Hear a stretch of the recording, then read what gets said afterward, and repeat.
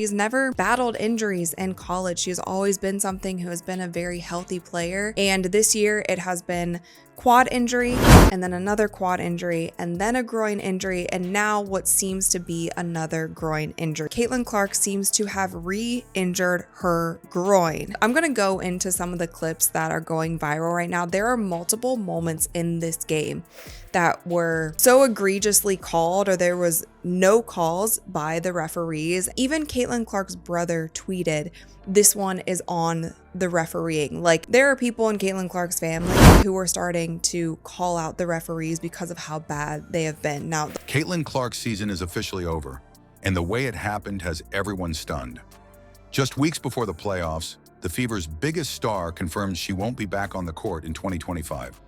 But here's the real question. Is this just a pause in her rise? Or could this injury derail everything she's built so far?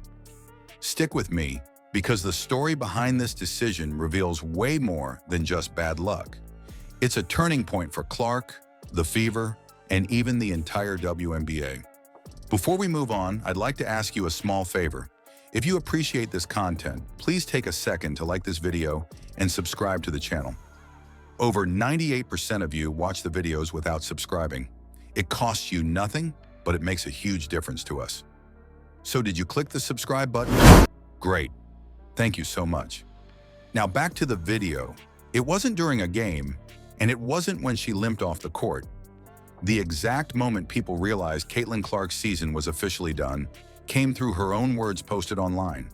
That sudden message hit harder than any highlight play because it meant the Fever star wasn't coming back, not this season. Fans had been waiting for weeks to see her step back on the floor, and then, in just a few sentences, the hope was gone. Leading up to that point, her season already felt like it was running on fumes. She had only managed to play 13 games, which sounded unbelievable for someone expected to carry a team chasing the playoffs. Every one of those games showed flashes of what she could do, but they also played out against the backdrop of everyone holding their breath. so as you guys can see here, she is dribbling down, she plants her foot, she passes the ball to Kelsey Mitchell on the back door, and then when she is running back on the other end of the court, it seems like she's grabbing her groin area. It was honestly just so heartbreaking to see because in that moment, she just looked so defeated. And Caitlin Clark is somebody, she hides it really well, and I don't know if hiding it or she handles it is probably the right thing to say. This play in the game was with under 1 minute left in the game against the Connecticut Sun. She has been on minutes restriction for the last few games, and I've always been a bit confused by that because I did not understand why the Fever would bring her back if she was injured at all. Wondering how long her body could hold up. Indiana built their plans around her, put her at the center of the playoff push, and then suddenly it all collapsed. Imagine that. Your franchise star gets to peek into a rookie season, show glimpses of greatness, but never even scratches her full potential before the bottom drops out. And this wasn't a new injury that just came out of nowhere. The problem dated back to July when the groin issue first popped up, and from that point, the whole situation turned into a waiting game. Each week, reporters asked if Clark was ready, fans flooded social media with guesses, and everyone braced for a possible return. The frustration wasn't only hers, it weighed on the Fever too. They had to pretend optimism in interviews, but deep down, they must have known the return date looked less likely each passing week. You could see the team hanging on to hope, adjusting rotations, trying to survive without her. But nobody was foolish enough to think she was easily replaceable. What really struck people about her announcement wasn't just the injury detail, but the way she admitted she wasn't ready. Those words carried weight. They told the story of not just a physical setback, but a mental battle she couldn't win this time. She is fighting back tears and she walks straight over to the bench. Now, when she goes over to the bench, she starts crying. And I've honestly never seen Caitlin Clark cry on the court except when she lost the national championship game. Now, they were winning by, I believe, 8 points at the time. So I guess the Sun could have came back. But every time the Indiana Fever plays the Connecticut Sun, it is a very physical game. I feel like Caitlin Clark, she is your star player. She's having an injury that is jumping. It's not one that is just staying in one area. It's jumping from quad to groin and now to another groin. She laid out how much she was grinding, hours each day in the practice facility, endless rehab, sweat poured into trying to push through. And still, even with all that effort, her body didn't respond. You almost felt like you could see her hitting the wall, that moment where willpower alone wasn't enough. Think about that. A player who built her entire reputation on work ethic and relentlessness, admitting she couldn't go on, even after doing everything possible. That's where the heartbreak set in for fans. Because it wasn't laziness holding her back, it wasn't a lack of commitment.